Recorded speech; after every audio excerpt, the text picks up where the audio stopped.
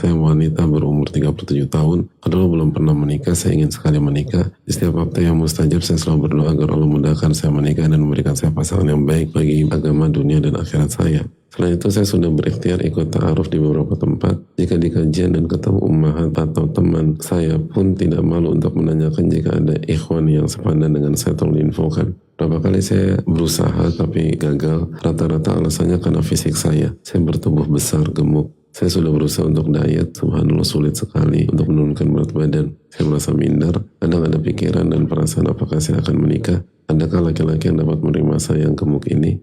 Terakhir saya berproses dengan laki-laki, mempersyaratkan saya harus kurus dulu agar dinikahi dia. Bagaimana itu? Saya jujur hati saya sakit sekali setiap saya ditolak karena fisik. Kalau nasihat Ustaz, jazakallahu barakallahu fikum.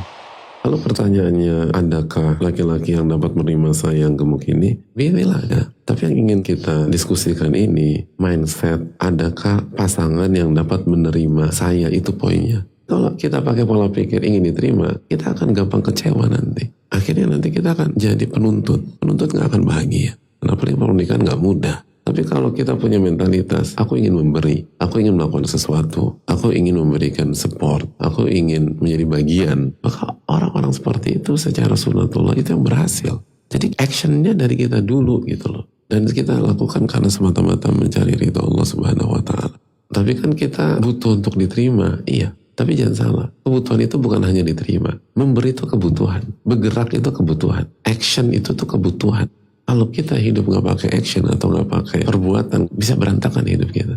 Lalu di setiap hal, kita diperintahkan oleh Allah Subhanahu wa Ta'ala untuk memberikan hak setiap pihak, termasuk diri kita. Fa inna li nafsika 'alaika haqqan, dirimu itu punya hak. Lalu yang kedua, kalau Allah kasih sesuatu, Allah kan minta kita untuk menjaganya. Dan salah satu yang Allah kasih ke kita itu tubuh. Maka kita diperintahkan untuk memberikan hak tubuh dan menjaga tubuh sehingga bisa maksimal digunakan dalam ketaatan. Jadi kita lakukan ini bukan untuk menikah semata. Kita lakukan ini dalam rangka menunaikan hak tubuh kita dan menjaga pemberian Allah dan mensyukuri pemberian Allah.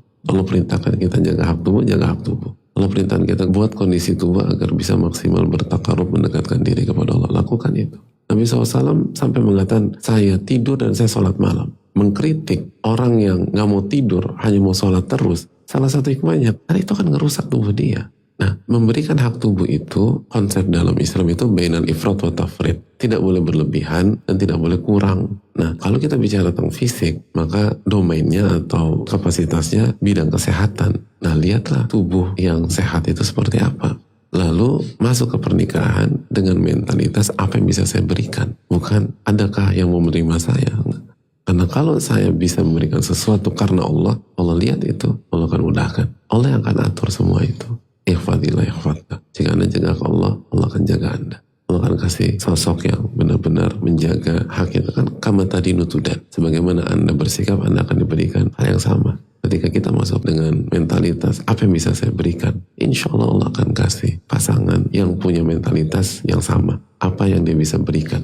Tapi kalau mentalitas kita, adakah yang mau menerima saya? Saya harus diterima. Saya berhak untuk diterima. Gimana kalau buat kita bertemu dengan jodoh yang punya mentalitas sama? Akhirnya ribut suami istri. Karena sama-sama ingin diterima dan semua egonya dipenuhi.